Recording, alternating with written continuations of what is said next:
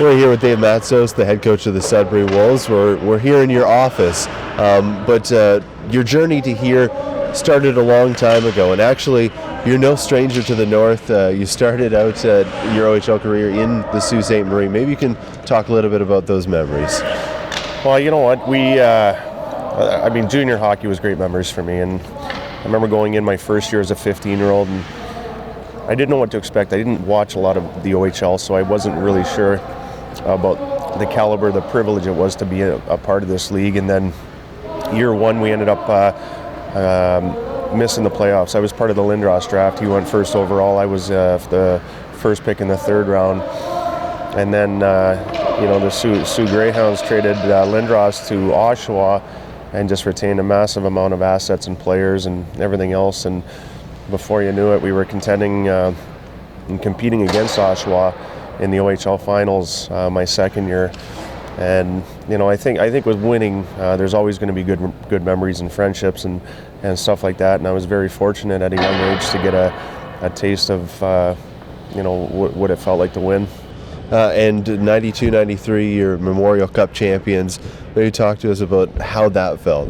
It was a little bit bizarre, actually, because back then they had the Super Series, and we finished first, and Peterborough finished first in the conferences, and they technically said you get a bye first round, but what we did was the first round that we played in was going to determine who hosted the Memorial Cup, and it was a pretty fun series to be a part of, knowing that if you win this 7-game series, you're automatically in.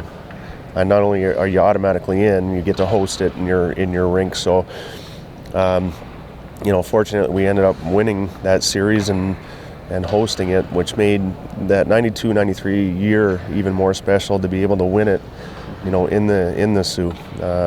We fell short 2 years in a row, and to be able to host it and win it in your home rink was pretty awesome. And then over the next 10 years, you spent times in different cities. You were in New York, Hamilton, Germany, Northern Ireland, and England.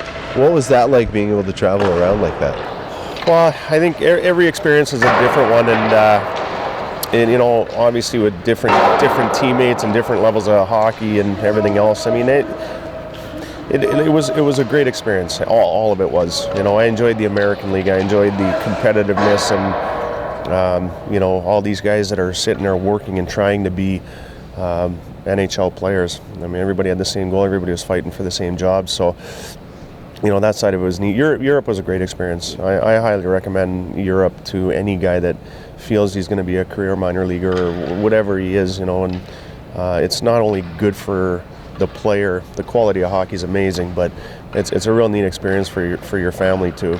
And I traveled with my wife the whole way through, and I mean, some of our greatest experiences were overseas. I mean, we not only got to get paid to be a pro to play, but we also got to see the world and the cultures, and it was very, very cool experience. And then for you, it was a bit of a bouncing around, and you're doing a lot of different things, including masonry. Yeah. Talk to us about how you got into that. Well, I was always active in the summers, even as a player, just to prepare for life after hockey.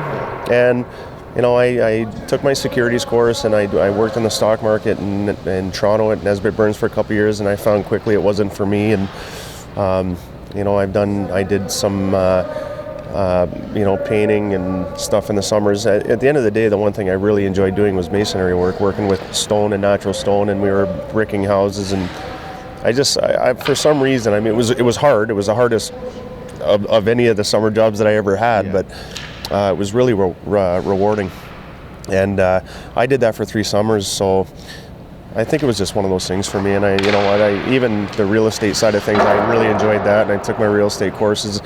But it was always just, for me, it was always just keeping busy in the summer, finding the balance between training and still being a pro and a player, but also trying to prepare for life after hockey was always kind of a main focus for me. What made you get into coaching? Well, for me, obviously I love the game, and I always felt like I paid attention to the game. I think a lot of players can come out of this game and, potentially not even figure out how to run a practice. I mean, it is the nature of it, but I was always, I don't want to say a student of the game, but I always bank what coaches told me. I remember when I was 23 years old, I was playing for Tom Rennie, and I asked him for his playbook, and that's at 23 years old, which was probably a bit of an odd request for a 23-year-old.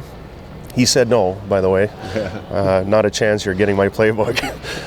But you know what? I think at that age, I mean, looking back now, maybe I was kind of built to be a coach, because, I mean, at that age, when you're asking for playbooks and practice designs and stuff like that, maybe it was just in the cards for me.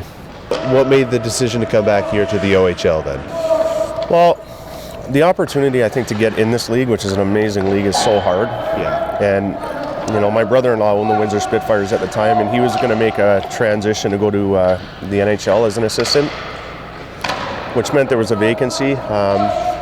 He didn't give me the job. I had to apply for the job and resume and everything else. And, at the end of the day, at that point in time, I'd already been on the bench for 5 years. The record, coaching record was good and everything else. So they said that the applicants said I was the one worthy of getting the job. So it wasn't an easy decision, to be honest. Well, I shouldn't say that.